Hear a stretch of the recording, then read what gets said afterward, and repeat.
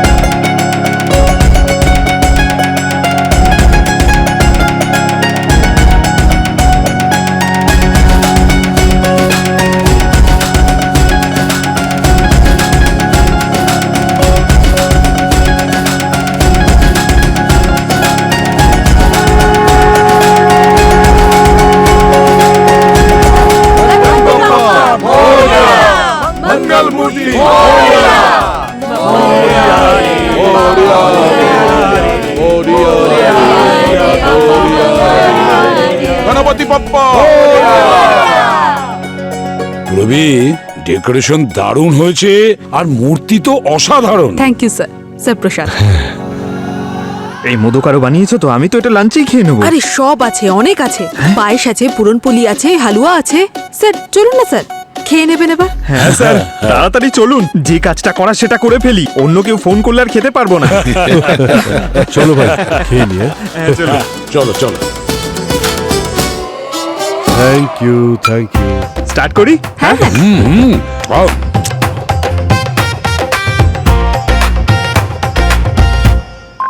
একটা গরম। পুরবি, তুমি যে এত ভালো রান্না করতে জানো আমি তো জানতামই না। সত্যি অপূর্ব, সারাদিন ডিউটি করার পর এইভাবে সবকিছু ম্যানেজ করা, তাও আবার তুমি নিজে বানিয়েছো। স্যার ভগবানের জন্য সব ম্যানেজ হয়ে যায়, আর বছরে তো একবারই এই পুজো, আর এই দিনটার জন্য কত অপেক্ষা করে থাকি। আর এই বছর তো গণপতি আমার বাড়িতে 1.5 দিনের জন্য নয়, 3 দিনের জন্য এসেছেন। মাত্র 3 দিন? তার মানে আমরা 3 দিন পুরনপুরি খেতে পারবো?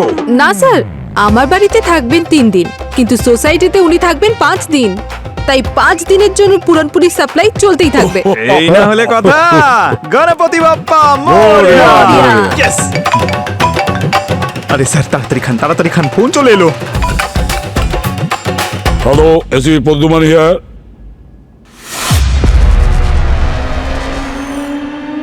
ঠিক আছে, আসি আমরা।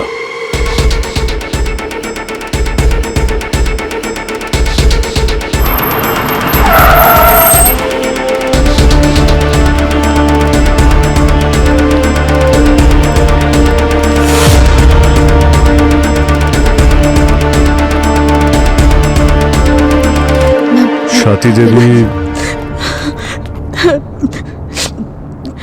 স্যার আমি স্বাতী, মিসেস কুমার। আমি আপনাকে কল করেছিলাম। একটু পরে এসে কথা বলছি।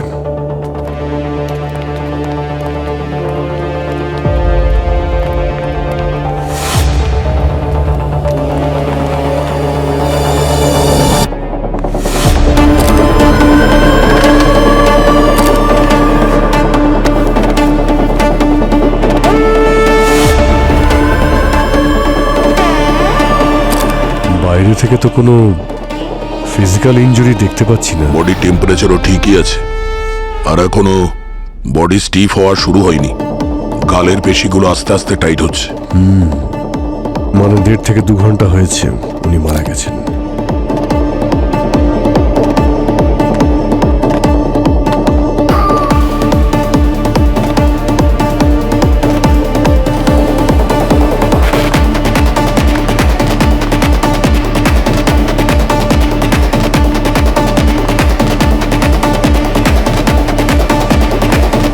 ভাই, আশেপাশে সবকিছু তো ঠিকঠাকই লাগছে। হাতাহাতি বা স্ট্রাগলের তো কোনো চিহ্নই নেই। হার্ট অ্যাটাক হয়নি তো? হতে পারে। হার্ট অ্যাটাক নয় স্যার, এটা মার্ডার।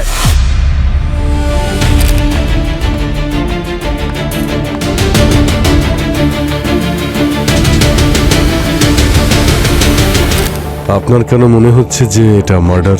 বিগত বেশ কিছুদিন ধরেই এরকমই হচ্ছিল স্যার, যেন কেউ ওকে বারবার চেষ্টা করছিল। আর শেষ পর্যন্ত সেটাই হলো যেটা আমি ভয় পাচ্ছিলাম। এরকম কি হচ্ছিল ওনার সাথে? বিগত বেশ কিছু সপ্তাহ ধরে কুমারের সাথে কিছু না কিছু অদ্ভুত ঘটনা ঘটে যাচ্ছিল, যেন কেউ ওকে মারবার চেষ্টা করছিল। একদিন কুমার রিহার্সালসে ওর নিজের ফোনে কিছু একটা দেখছিল। মুস্কান, মুস্কান, মুস্কান, দেখুন না, দেখুন না, মুস্কান, তুমি ঠিক আছো? ভুলে গেছে? হ্যাঁ, ওদিকে নিয়ে যাও ওকে। চলো চলো। তুমি বসে বিশ্রাম করো মুস্কান, আমি দেখে নিচ্ছি। হ্যাঁ,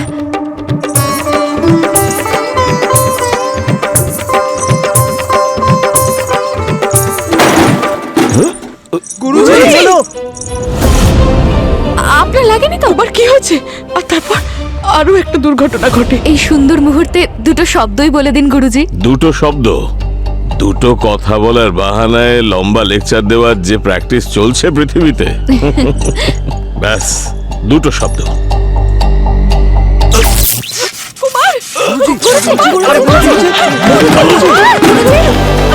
কি হলো? এইসব কিন্তু ওখানেই থামেনি স্যার। ফাংশনে কুমার নিজের গাড়ি নিয়ে যাচ্ছিল, তখন ওর গাড়ির ব্রেক ফেল হয়ে যায়। ও খুব অল্পের জন্য বেঁচে যায়। আমি ওকে অনেক বোঝানোর চেষ্টা করেছিলাম যে কেউ ওকে মারবার চেষ্টা করছিল, আমাদের পুলিশের কাছে যাওয়া দরকার ছিল, কিন্তু প্রত্যেকবার ও আমার কথা উড়িয়ে দিত। ও বলতো এটা শুধুই আমার দুশ্চিন্তা, ভাবতো আমায় কেন কেউ মারবে। 3-3বার প্রাণঘাতী হামলা, তাও আবার 2-3 সপ্তাহ গ্যাপে গ্যাপে। এটা কাকতালীয় হতে পারে না।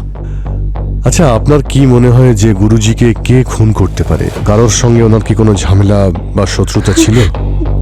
আমরা কি করে জানবো স্যার? মনের মধ্যে কেউ কেনই বা কিছু বেঁধে রেখেছে। স্যার ও তো বেশ হাঁপিয়ে গেছিল, তারপর রিটায়ার হতে চাইছিল, আর এই সব হয়ে গেল। হ্যাঁ স্যার, ইনফ্যাক্ট গুরুজি তো মুস্কানকে ওনার উত্তরাধিকারী বানাতে চেয়েছিলেন। স্যারের সব থেকে বেস্ট স্টুডেন্টও। সেরকম কিছু না স্যার, স্যারের সব স্টুডেন্টই খুব ট্যালেন্টেড। এবার কি হবে? গুরুজি যদি অন্য কাউকে ওই জায়গাটা দিত, তাহলেও আমরা আনন্দের সঙ্গে সেই দায়িত্ব পালন করতাম। আমরা কখনোই এইসব কথার এখন কোনো মানে নেই, আর চুপ করো। কুমার নারায়ণম স্যার, তামিলনাড়ুতে উনি বড় হয়েছেন আর ভরতনাট্যমের ট্রেনিং ওখান থেকেই নিয়েছিলেন। 15 বছর বয়সে সোলো পারফরমেন্স শুরু করেছিলেন, আর 20 বছর হতে হতে ওনার ডান্স একাডেমি খুলেছিলেন, অভিনয় অঙ্গন একাডেমি। উনি ওনার জীবনে সম্মান আর অ্যাওয়ার্ডস অনেক পেয়েছেন। সিম্পল লিভিং, হাই থিঙ্কিং ধরনের মানুষ ছিলেন উনি। আর একজন ট্যালেন্টেড ডান্সার আর টিচার হওয়ার সাথে সাথে এনভায়রনমেন্টালিস্টও ছিলেন। এই প্লাস্টিক থেকে হওয়া পলিউশনের বিরুদ্ধে উনি আওয়াজ তুলেছিলেন, আর সেই কারণে কোর্টে অনেক পিআইএল আর আরটিআইও করে রেখেছিলেন উনি। স্যার, হ্যাঁ, স্যার এই দেখুন, আচ্ছা। এই দেখুন স্যার, ওনার সোশ্যাল মিডিয়া অ্যাকাউন্ট। উনি পরিবেশ নিয়ে অনেক পোস্ট করতেন, বিশেষ করে প্লাস্টিক ব্যান করার ভিডিও। এটা কিরকম কমেন্ট? তুমি কুকুরের মতন মরবে বুড়ো, এই কি ধরনের অদ্ভুত কমেন্ট? কুমারবাবু তো ওই প্লাস্টিকের বিরুদ্ধে ছিলেন, প্লাস্টিক বর্জন করতে বলেছিলেন। এই সোশ্যাল মিডিয়ায় না একটা ট্রেন্ড হয়েছে, বড্ড বড্ড ট্রোল করে লোকজন। আমার সঙ্গে এমন হয়েছে স্যার। একবার একটা ফেক ম্যারেজ প্রপোজাল পেয়েছিলাম আমি, কান্ট টেল ইউ। এক মিনিট স্যার, বেশিরভাগ মেসেজেস তো এই রকম ধরনেরই হয়, গালিগালাজ না হলে প্রাণে মেরে ফেলার হুমকি। আর বেশিরভাগ কমেন্টগুলো ইয়াংস্টাররাই করেছে। সেটাই তো, আজকালকার জেনারেশন তো এনভায়রনমেন্টের ব্যাপারে খুবই সচেতন, তারপরেও এমন কমেন্ট। আর এই কমেন্টে তো 5,000-এর থেকে বেশি লাইকস। গুরুজি, এখনো সময় আছে, রাসার কাছে ক্ষমা চেয়ে নিন, না হলে ও আপনাকে শেষ করে দেবে। এই রাসা কে? সে যেই হোক না কেন, কুমারবাবুর সঙ্গে তার সম্পর্ক ভালো ছিল না। এখানে কিছু না কিছু গোলমাল নিশ্চয়ই আছে, কিন্তু কি? সালুকে কি কিছু বলেছে বডির ব্যাপারে? না স্যার, উনি তো ফোনই তুলছেন না। আরে সালুকে ফোন তুলছে না? সালুকে গেল কোথায়? সালুকে? হ্যাঁ আরে স্যার, সালুকে তাড়াতাড়ি জল নিয়ে এসো। আরে ওর কি হলো? ডক্টর সালুকে? Hello, ambulance. আরে স্যার, আরে ভাই, কে এরকম করলো? আরে ভাই তুমি, আরে কত সুন্দর একটা ঘুম দিচ্ছিলাম এতক্ষণ বাদে, আর শুধু শুধু তুমি। আপনি কবে থেকে দিনে ঘুমন? উঠুন উঠুন। আমার চশমা কোথায়? চশমা দাও। এই নিন। বুড়ো হয়ে গেছো। এই সব হচ্ছে এর দোষ, এই পুরো। কেন? আমি কি করলাম? আরে সব সময় কোনো না কিছু খাবার জিনিস পাঠায়। এবার জানো, এত বড় একটা টিফিন বক্স ভর্তি করে পুরান পুলি পাঠিয়েছে আমাকে, তাতে আবার লিখেও পাঠিয়েছিল। ওতে লেখা ছিল পুরন পুলিতে আগে ভালো করে ভালো ঘি মাখাবেন, তারপরে গাঢ় গরম গরম দুধের সঙ্গে মিশিয়ে খাবেন। বাই গড, দয়া এত টেস্টি ছিল। হ্যাঁ, 4 পুরন পুলি আমি খেয়ে ফেলেছি। 4টে পুরনপুলি? এটা তো পুরো সেনাদের হয়ে যাবে স্যার। আপনি একলা খেয়ে নিলেন? তবে আমাকে তুমি কম ভেবেছো? রাক্ষস কোথাকার। স্যার, ওই কয়েকটা কি বাঁচিয়ে রেখেছেন নাকি? সব কটাই কেন বাঁচিয়ে রাখবো? কেন বাঁচাবো? এসব কি স্যার, এগুলো কিন্তু ঠিক না। ওটা আবার কি ভাই? পুরনপুলি খেয়ে না হয় ঘুমিয়ে পড়েছিলে, আর ওই ডেড বডির রিপোর্টটা কি? না না, সালুকে এমন কাজ করে না বস। প্রথমে কাজ, তারপরে আরাম। এর ব্যাপারে আমি সব খোঁজ নিয়েছি। কি খোঁজ নিয়েছিলে? তোমাদের ডাউট একদম ঠিক, এনার হার্ট অ্যাটাকই হয়েছে।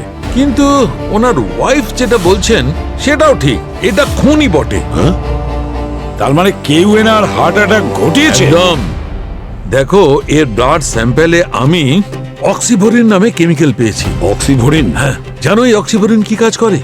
এটা কাগজের কারখানায় পাল্প বানানোর জন্য, মানে ওর মণ্ডপ তৈরি করার জন্য ব্যবহার হয়। এই অক্সিভরিন কোনো মানুষকে দেওয়া হলে আস্তে আস্তে বিষের কাজ শুরু করে।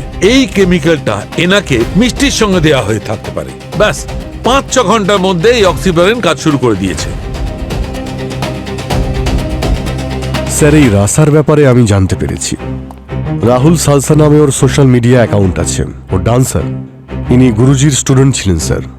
ওনার ফ্যানেদের কাছে উনি রাসা বলে পরিচিত। রাহুলের রা আর সালসার সা। রাহুল কুমারবাবুর স্টুডেন্ট ছিল, আর রাহুলের ফ্যান্স ওনাকে হুমকি দিচ্ছিল। দাদা কাজ করো, খোঁজ নাও যে ওই রাহুল রাসা কোন তালের ওপর নাচে সে আজকাল। আর অভিজিৎ, এবার আমাদের এটা দেখতে হবে কুমারবাবুর ওপর যতগুলো অ্যাটাক হয়েছে সেটা ওই রাসা আর ওর ফ্যান্সরা করেছে নাকি শুধু অ্যাক্সিডেন্টই ছিল।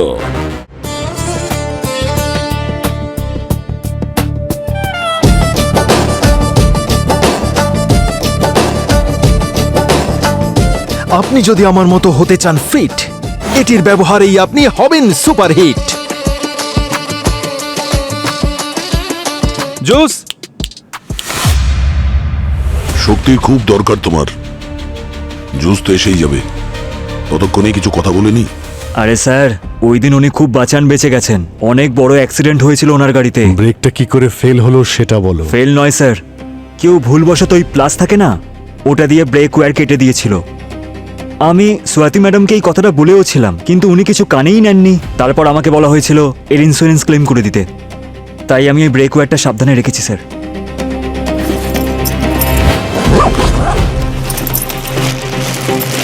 এই দেখুন স্যার।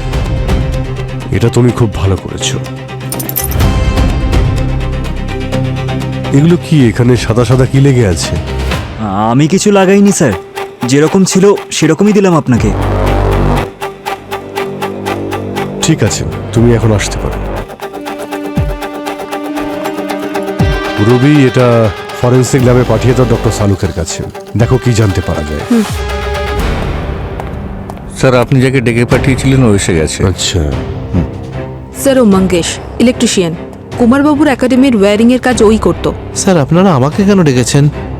আচ্ছা তুমি এটা বলো যে গুরুজির মাথার পিছন দিকে যে লাইটটা পড়েছিল সেটা কি করে পড়েছিল আর মাইকে কারেন্টটা কোথা থেকে এলো? স্যার, এতে আমার বা আমার লোকেদের কোনো দোষ নেই স্যার।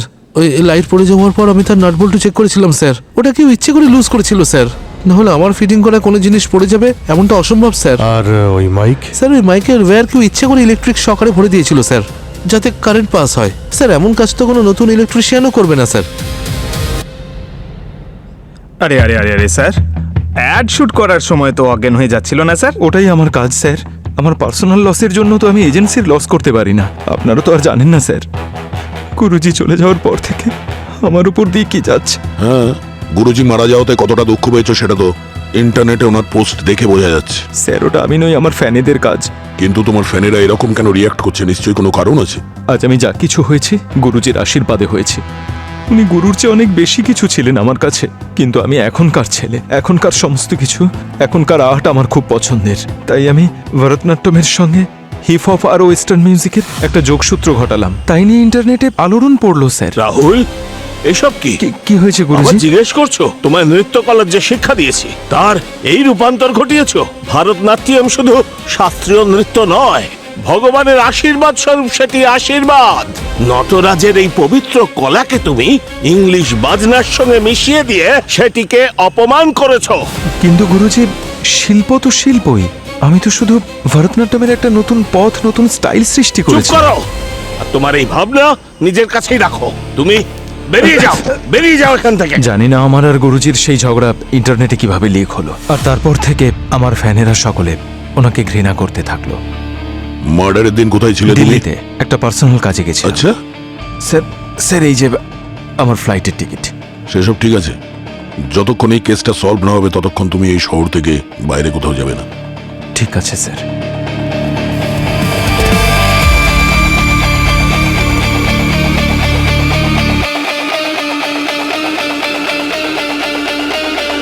সিআইডির অ্যাক্টিভ হয়ে গেছে। যত তাড়াতাড়ি সম্ভব তুই এই শহর ছেড়ে দে।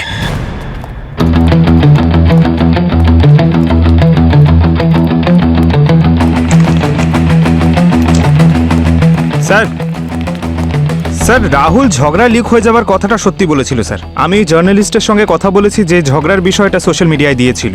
ও বলছিল একজন আননোন মহিলা আর কুমার বাবুর ঝগড়ার বিষয় বলেছিল। আচ্ছা, এই রাহুল যে দিল্লি গিয়েছিল সেটার ব্যাপারে কি জেনেছো? স্যার, ডিটেলস আমি ফরওয়ার্ড করেছি এয়ারপোর্ট অথরিটিকে। ওরা কনফার্ম করে বলে দেবে। দয়া, এই রাহুল কিন্তু অতটা সহজ সরল নয়। কড়া নজর রাখতে হবে ওই রাহুলের ওপর। যতগুলো অ্যাক্সিডেন্ট হয়েছিল গুরুজির সঙ্গে সবকিছু প্ল্যান করা ছিল স্যার। এমন কেউ তো আছে যে ওনাকে বারবার মারার চেষ্টা করছিল, আর সে সফলও হলো। একটা আশ্চর্যের ব্যাপার দেখো, ভরতনাট্যম টিচারকে মারার জন্য কেন ওরা ব্যস্ত হয়েছিল, কেন ওরা মেরে ফেলেছে ওনাকে? একটাই কারণ হতে পারে অভিজিৎ, এই যে কুমারবাবু PIL ও RTI ফাইল করেছিলেন না, হয়তো সেটার কারণেই অনেক শত্রু হয়ে গেছিল ওনার। হতে পারে। স্যার, হ্যাঁ স্যার, আমি কুমারবাবুর কেসের ডিটেল বের করেছি। ওনার একাডেমির ঠিক পাশেই কোনো মিস্টার মুকেশের ফ্যাক্টরি রয়েছে, যেখানে উনি প্লাস্টিকের তৈরি জিনিস বানান। আর কুমারবাবু রিপোর্ট করার জন্য পুলিশ ওদের ফ্যাক্টরি সিল করে দেয়। আর সেই জন্যই মুকেশ কুমারবাবুকে হুমকি দিচ্ছিল। মুকেশ, নিয়ে এসো ওই মুকেশকে, দেখি তো একবার ওর হুমকিটা কত জোরালো।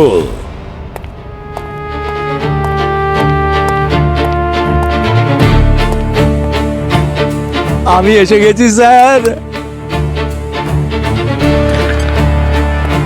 আপনার জন্য। এটা আপনার বাচ্চার জন্য। আপনার যদি বাচ্চা না থাকে, আপনার প্রতিবেশীর বাচ্চার জন্য। যদি প্রতিবেশীর বাচ্চা না থাকে, আপনার আত্মীয়ের বাচ্চার জন্য। ঘুষ এটা নয় স্যার, গিফট। এটা গিফট। আসলে মানুষ যখন খুশি হয় না, গিফট দেয় সে, গিফট। আর আপনি কি নিয়ে এত খুশি? আমি তো খুব খুশি হয়েছি স্যার, ওই কুমার চলে গেছেন না এই পৃথিবী ছেড়ে, আমি খুব খুশি হয়েছি। কুমার গুরুজি একজন নামি দামি শিল্পী ছিলেন, সারা পৃথিবীতে এই দেশের নাম উজ্জ্বল করেছেন উনি। তোমার মতো মানুষ ওনার মূল্য কি বুঝবেন? হ্যাঁ, তা হবে হয়তো, আমি এসব জেনে কি করব? উনি তো আমার ব্যবসা বন্ধ করতে চলেছিলেন। যতদিন উনি একাডেমি চালাচ্ছিলেন না, আমিও ওনাকে অনেক রেসপেক্ট করতাম, দিব্যি করছি। কিন্তু যবে থেকে উনি শুরু করলেন না, নো প্লাস্টিক, ব্যান প্লাস্টিক, পরিবেশকে বাঁচাও, বিশ্বকে বাঁচাও, এইসব নাটক করার কি দরকার ছিল? প্রায়শই উনি কোনো কমপ্লেন করে আমার ফ্যাক্টরি বন্ধ করতে চাইতেন। আমি অনেক পরিশ্রম করে কোর্ট কাছারিতে চক্কর লাগিয়ে ওটা খোলার চেষ্টা করতাম। আরে আমারও তো বউ বাচ্চা আছে স্যার, আচ্ছা। তাদের ব্যাপারেই তো ভাবতে হবে। যাতে তোমার প্লাস্টিকের ফ্যাক্টরি খুব ভালো করে চলে, এই জন্যই তুমি এই সমস্ত করেছো। কেন? মিথ্যে বলবো না স্যার, চেষ্টা তো অনেক করেছিলাম, 2-3 বার গুন্ডাও পাঠিয়েছিলাম। ওই ডান্সার বাইরে থেকে যতটা নরম ছিল না, ভেতর থেকে অতটাই স্ট্রিক্ট ছিল, সলিড, নিজের সিদ্ধান্ত থেকে নড়েনি, অনড় ছিল। উনি যখন ভয় পেলেন না তখন আপনি ওকে মেরে দিলেন। আমি কেন ওকে মারতে যাব স্যার, যখন ও নিজেই দেশ ছেড়ে চলে যাচ্ছিল? কি বললে? কুমার বাবু দেশ ছেড়ে চলে যাচ্ছিলেন? স্যার, আপনি কেমন ইনভেস্টিগেশন করেন? আপনি জানেন না কুমার আর ওর ওয়াইফ আমেরিকা শিফট করে যাচ্ছিল বরাবরের জন্য, পার্মানেন্ট। আমি তো এটা জেনে খুব খুশি, আমাকে কোনো এফোর্টই করতে হলো না, আমার রাস্তার কাঁটা আপনিই সরে যাচ্ছে।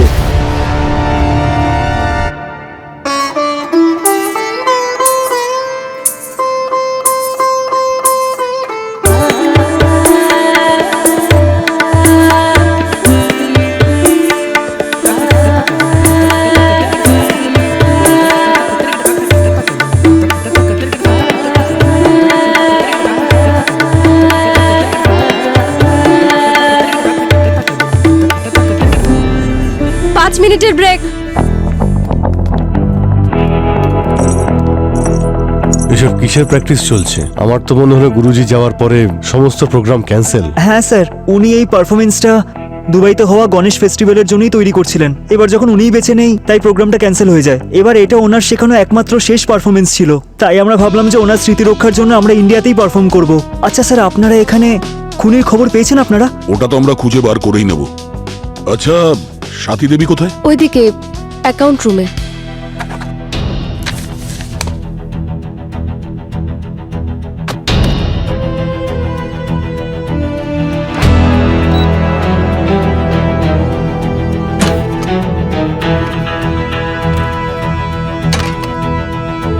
চলো, এই যে করেই হোক আমি এই সব পেপার ওয়ার্ক এক্ষুনি কমপ্লিট করে নিতে চাই। ঠিক আছে। আমি চাই না যে আমি যাওয়ার পরে এই আচ্ছা সব। স্বাতী ম্যাডাম, আপনি আমাদের এটা তো বলেননি যে কুমার বাবু নাকি এই দেশ ছেড়ে বাইরে চলে যাচ্ছেন। উনি তো যেতেই চাইছিলেন না, আমি তো ফোর্স করেছিলাম ওনাকে। ফোর্স করার প্রয়োজন কি ছিল? স্যার, তিনবার প্রাণে মেরে ফেলার চেষ্টা হয়েছিল, আমি ভয় পেয়ে গেছিলাম যদি কোনো কিছু হয়ে যেত তাহলে আমি কি করতাম। আমি ইউএস সিটিজেন, ছোটবেলাটা আমার ওইখানেই কেটেছে, তাই চেয়েছিলাম যে এখন ওখানেই সেটেল করে যাব। আর তাই তো আমি ওকে কনভিন্স করছিলাম। আর এমনিতেও আমার হাজবেন্ডের বেশিরভাগ শোজই বাইরেই হতো। এইসব তো একান্তই আমাদের ব্যক্তিগত না স্যার, তাই মনে হয়েছিল এইসব আপনাদের সাথে কি বলে শেয়ার করব। ম্যাম, আমরা এখনো গুরুজির খুনিকে খুঁজে বেড়াচ্ছি। আমরা এটা বোঝার চেষ্টা করছি যে কেউ ভরতনাট্যম টিচারকে কেন মারবে, ওনার শত্রুতা কার সঙ্গে ছিল, ওনার মৃত্যুতে কার লাভ হতে পারে। সেই জন্য ওনার সঙ্গে জড়িত সমস্ত বিষয় আমাদের ইনভেস্টিগেশনে কাজে লাগবে। বুঝতে পেরেছেন আপনি? ম্যাম, নিশার ফোন লাগছে না, ওর স্টেপগুলো মেহেকাকে দিয়ে দিই। কেন? নিশা কোথায়? জানি না স্যার, আমরা ওকে অনেকক্ষণ ধরেই ফোন করার চেষ্টা করছি, সুইচ অফ পাচ্ছি। ঠিক আছে, আমি দেখছি।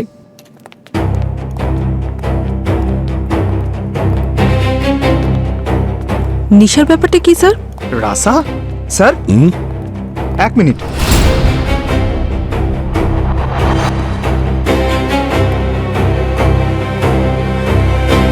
রাহুলকে তো একাডেমি থেকে বের করে দেওয়া হয়েছিল, তাহলে ওর হুডি এখানে কি করে? স্যার এটা তো কোনো মেয়ের হুডি মনে হচ্ছে। তাহলে হয়তো নিশার। রাহুলের হুডি নিশার কাছে কি করে এলো? কেন হতে পারে না স্যার? রাহুল তো ওর বড় দাদা। হোয়াট? ইয়েস স্যার, আর সেই কারণেই ও গুরুজির উপর বেশ রেগেছিল, কারণ রাহুলকে একাডেমি থেকে বার করে দেওয়া হয়েছিল। গুরুজির ওপর রেগেছিল তো ও এখানে এই একাডেমিতে কি করছিল? ও রাহুলের সাথে যেতে পারতো। স্যারও এখনো জুনিয়র, এখনো অনেক কিছু শেখার আছে, আর ওনার থেকে ভালো টিচার কোথায় পাবে ও?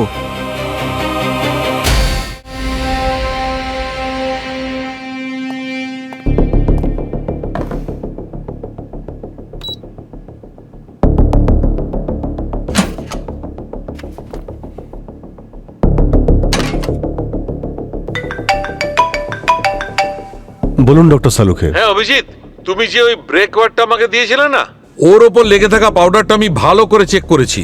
আরে ওটা মেকআপে যে ফাউন্ডেশন ব্যবহার করা হয় না, সেই পাউডার। ওখানে যত ডান্সার আছে সবাই ওটা ব্যবহার করে থাকে। Okay sir, thank you. আচ্ছা, যেই রাতে গুরুজির গাড়ির অ্যাক্সিডেন্ট হয়েছিল সেই রাতে নিশার কি কোনো পারফরমেন্স ছিল নাকি? স্যার শুধু নিশান নয়, পুরো ডান্স গ্রুপের প্রোগ্রাম ছিল, সব ডান্সাররাই ওখানে ছিল সেদিন। সমস্ত ডান্সার তো আজ এখানেই আছে, শুধুমাত্র নিশা নেই এখানে।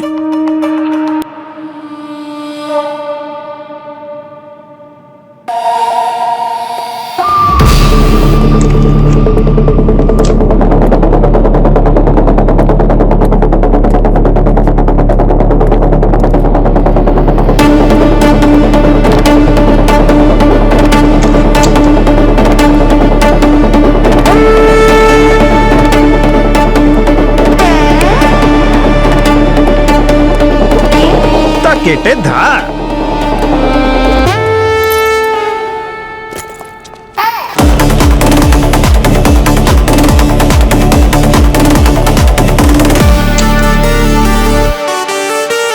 নিশা কোথায়? আপনি? নিশা? জানি না স্যার, অনেকদিন দেখা হয়নি ওর সঙ্গে। কেন, কি হয়েছে? দেখ, বাজে কথা বলিস না। তোর সঙ্গে দেখা করে চলে যাবার পরেই তুই ওকে কল করেছিস। না তো। এই, নিশার কল রেকর্ড আছে আমাদের কাছে। নিশাকে শেষবার কল তুই করেছিলি। সিআইডির অ্যাক্টিভ হয়ে গেছে, যত তাড়াতাড়ি সম্ভব তুই এই শহর ছেড়ে দে। আমি কিছু জানি না স্যার। আচ্ছা, হ্যালো, হ্যাঁ, আর ইউ শিওর? ঠিক আছে, ঠিক আছে, থ্যাংক ইউ।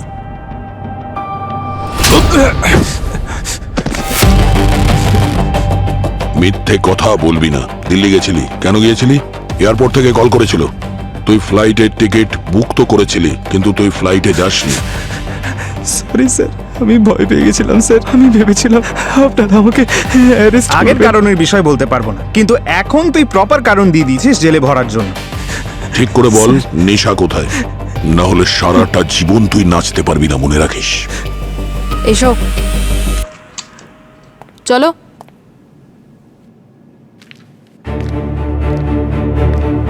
চলো।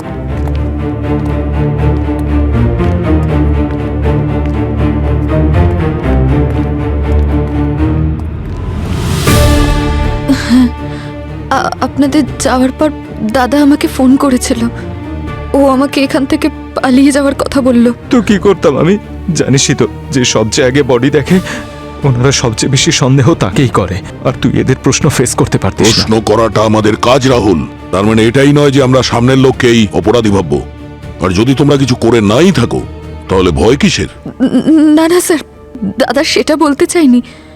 দাদা আসলে আমার খুব খেয়াল রাখে, আর আমাকে এই অবস্থায় দেখতে পারবে না। যখন আমি গুরুজির ডেড বডি দেখেছিলাম তখন আমি খুব ঘাবড়ে গিয়েছিলাম, আর তাই আমি সেই জন্য শহর থেকে পালানোর বদলে আমি এখানে আবার দাদার কাছে চলে এসেছি। নিজের ফোন বন্ধ করে রেখেছি। বাহানা তুমি ভালোই করতে পারো নিশা। ডান্সের সাথে সাথে অ্যাক্টিংও শিখে নিয়েছো নাকি? যখন যখন গুরুজির ওপর হামলা হয়েছে তখন তুমি ওখানে ছিলে একাডেমিতে। স্যার, আমি ছাড়াও তো আরো অনেক ডান্সার্সরা ছিল ওখানে। আর আর আমি কেন গুরুজিকে মারবো? আর আমার ওনাকে খুন করার কোনো কারণও তো নেই। কারণ আছে। কুমারবাবু রাহুলকে একাডেমি থেকে বের করে দিয়েছিলেন। রাহুলকে ঘৃণা করতেন উনি। না স্যার, ঘৃণা নয়, ভালোবাসতেন ওকে। কি? হ্যাঁ দাদা, গুরুজি হয়তো রেগে গিয়ে তোকে একাডেমি থেকে বের করে দিয়েছিলেন, কিন্তু উনি সবসময় তোকে মনে করতেন। গুরুজি তো দাদার আর্টের ডান্সের ফ্যান হয়ে গিয়েছিলেন। লুকিয়ে লুকিয়ে ওর ফিউশন ডান্সের ভিডিও দেখতেন গুরুজি। গুরুজি, নিশা, গুরুজি, আপনি দাদাকে এত ভালোবাসেন যখন, ওকে আবার ফিরিয়ে কেন আনছেন না? আপনি জানেন দাদাও আপনাকে ভীষণ মিস করে। তোমার তো জানা আছে নিশা, রাহুল আমার সব থেকে উপযুক্ত শিষ্য।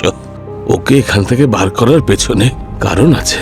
তুমি চিন্তা করো না, সঠিক সময় এলে রাহুলকে আমি নিজেই ডাকবো। সত্যি গুরুজি? আমার রিটায়ারমেন্টের পর আমার এই নৃত্যাঙ্গনকে কে সামলাবে? রাহুল। আমি ওকে পুরো ভরসা করি। তুমি দেখো, একদিন ও আমার নাম, আমাদের এই শাস্ত্রীয় নৃত্য ভারতনাট্যমকে নতুন উচ্চতায় নিয়ে যাবে। এই যে এইটা দেখুন গুরুজি, তারপর থেকে যখনই দাদার রিলসগুলো দেখতেন আমাকেও পাঠাতেন। আমি কি করলাম যে গুরুজি আমাকে সন্তানের মতো মনে করতেন? আমি ওনাকে ওনাকে কি করেছিলে তুমি? হ্যাঁ স্যার, আমি যে দিল্লির ফ্লাইট মিস করেছিলাম, আমি সেই দিন ওনার সঙ্গে দেখা করতে যেদিন গেছিলাম। গুরুজি মার্ডার হয়েছিল ওই দিন তুমি ওনার সঙ্গে দেখা করেছিলে? হ্যাঁ স্যার, সেই দিন আমি সোশ্যাল মিডিয়া জার্নালিস্টের থেকে জেনেছিলাম যে একাডেমি থেকে কোনো একটা মেয়ে ফোন করে ওনাকে আমার আর গুরুজির ঝগড়ার ব্যাপারে বলেছিলেন। তাই আমি গুরুজির সঙ্গে সেই ব্যাপারেই কথা বলতে গিয়েছিলাম। আমি ভেবেছিলাম গুরুজি স্বাতি ম্যামের সঙ্গে প্ল্যান করে এই নিউজ আউট করেছিলেন যাতে আমার নাম নিয়ে পাবলিসিটি করতে পারে। কিন্তু স্যার বিশ্বাস করুন, আমি গুরুজিকে খুন করিনি স্যার। রাহুল, তুমি আমাদের এতবার মিথ্যে কথা বলেছো যে তোমার কোনো কথাই এখন বিশ্বাস করা আমাদের মুশকিল হয়ে কিছু গেছে, করিনি, বুঝলে? স্যার। যতদিন নাই কেসটা সলভ হবে তুমি আমাদের হেফাজতে থাকবে, বুঝলে? স্যার, যদি রাহুল খুন না করে থাকে তাহলে খুনি কে? কারোর তো কোনো কারণই দেখছি না খুনটা করার। এই কেসটা তো খুব জটিল। কোন রাস্তায় যাব, কাকে ধরবো বুঝতে পারছি না। গণপতি বাপ্পা আছেন তো স্যার? উনি কোনো পথ দেখাবেন।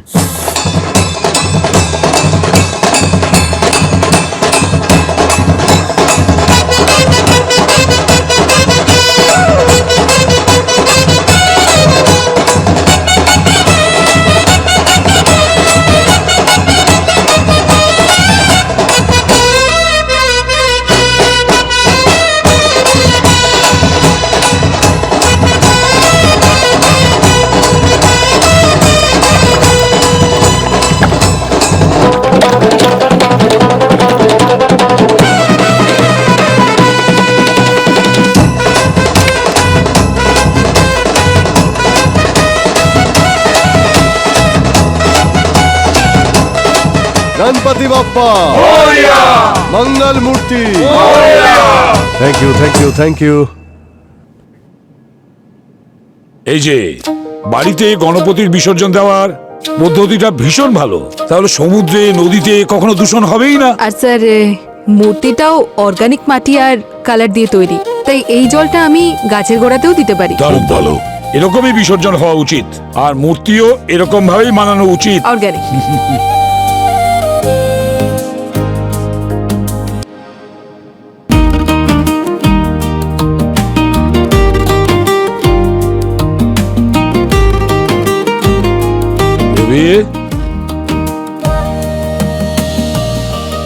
কি হলো? উনি চলে যাওয়ার পর ঘরটা খুব ফাঁকা ফাঁকা লাগছে না? দেখুন না স্যার, ভগবান যাওয়ার পর জায়গাটা কেমন খালি মনে হচ্ছে। এটাই তো স্বাভাবিক, যখন কেউ চলে যান তখন সেই জায়গাটা ফাঁকা হয়ে যায়। কিন্তু কেউ না কেউ তো চলেই আসে সেই জায়গাটা পূরণ করতে, তাই না?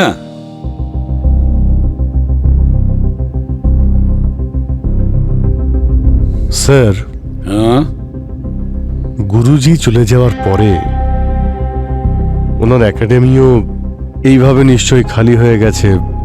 তাহলে কেউ তো আসবে ওনার জায়গা নিতে। নিশ্চয়ই আসবে।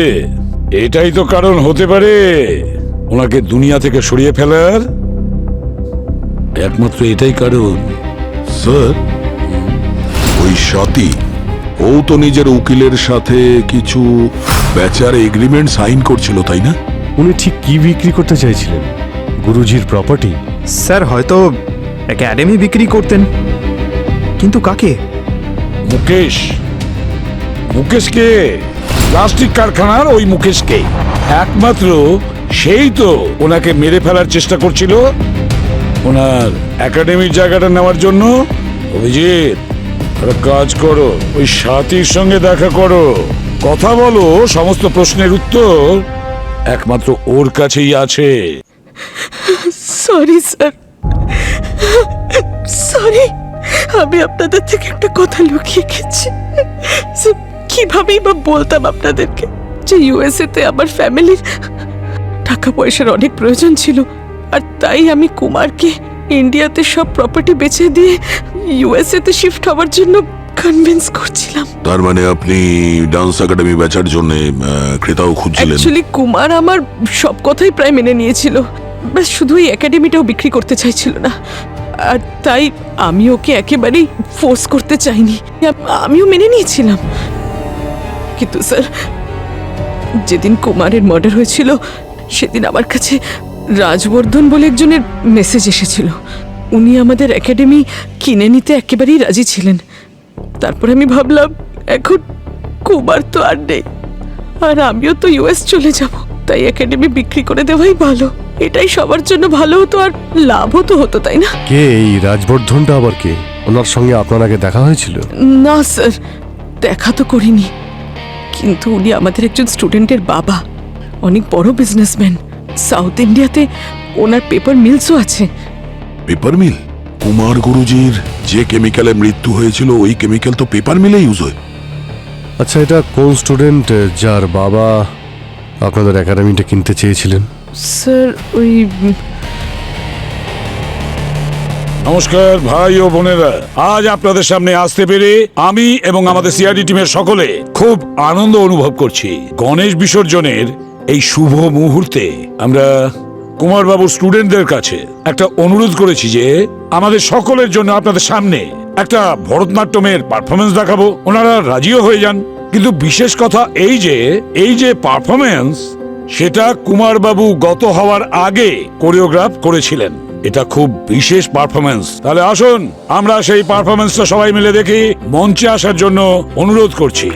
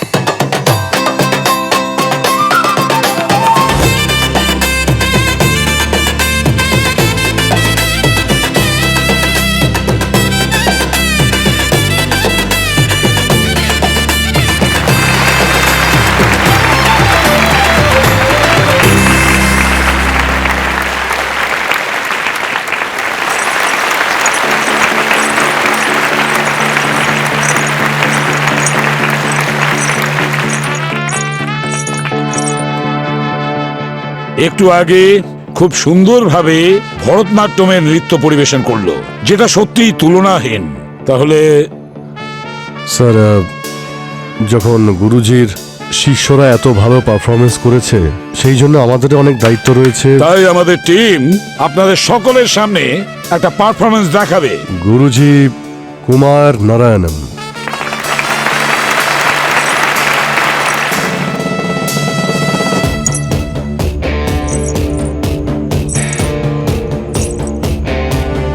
ও যে কথায় আছে না, শিকারি বেড়ালের গোপ দেখলেই চেনা যায়, ঠিক সেইভাবেই কুমার বাবু ওনার 15 বছর বয়সে নিজের নৃত্য শৈলীতে সম্পূর্ণ দেশের মুখ উজ্জ্বল করে দিয়েছেন।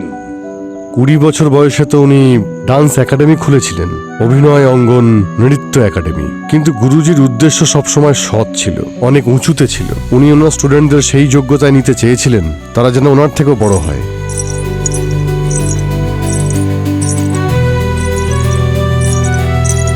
কিন্তু তাদের মধ্যে একজন স্টুডেন্ট ছিল যে ওনার এই চিন্তাভাবনাকে মর্যাদা দেয়নি। ওনার প্রতিভা শেখার বদলে অন্য কারো অর্জন করার সম্মান, উন্নতি আর ভালোবাসা দেখলে তার জেলাসি হয়। সেই রাগ আর হিংসের আগুন এতটাই চরমে উঠল যে সেই স্টুডেন্ট কুমারবাবুর প্রাণ নিতে উদ্যত হলো। প্রথমে স্টুডিওতে ও লাইট ফেলে দেয় ওনার গায়ে,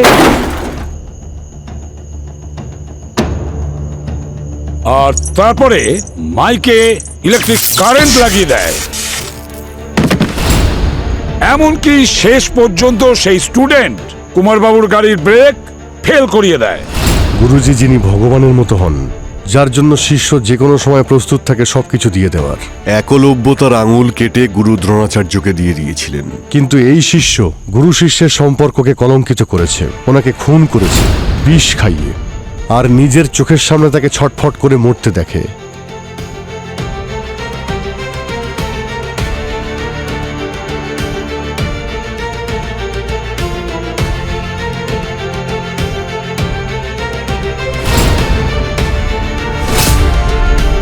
কিন্তু কি জন্য? একাডেমি হাতিয়ে নেওয়ার জন্যে? মাত্র কিছু টাকার জন্যে? মিথ্যে! আমি ওনাকে টাকার জন্য মারিনি, আর না এই একাডেমির জন্য। আমি ওনাকে মেরেছি আমার সম্মানের জন্য, নিজের আত্মসম্মানের জন্য মেরেছি। মুস্কান, কেন? উনি আমাদের গুরুজি ছিলেন। কারণ উনি আমাকে ঠকিয়েছেন। ঠকিয়েছেন?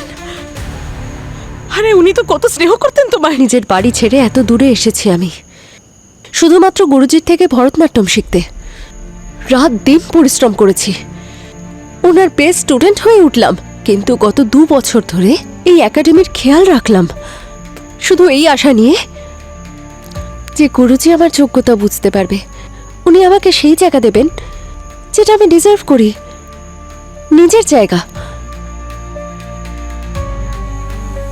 তারপর একদিন আমি নিশা আর গুরুজিকে কথা বলতে শুনলাম। আমার রিটায়ারমেন্টের পর আমাদের এই নৃত্যাঙ্গনকে কে সামলাবে?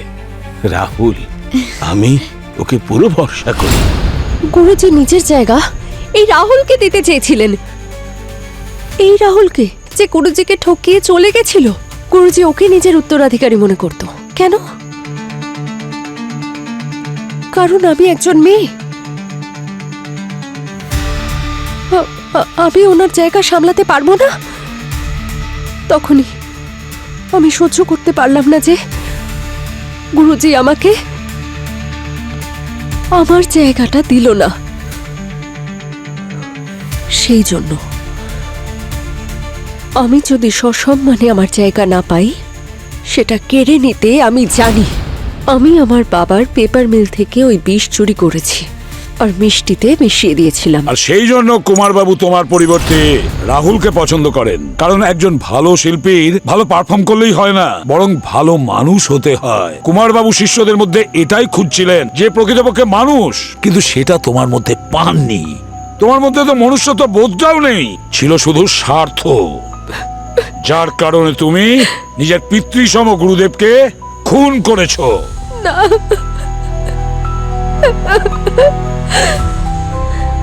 নিয়ে যাও ওকে। চলো।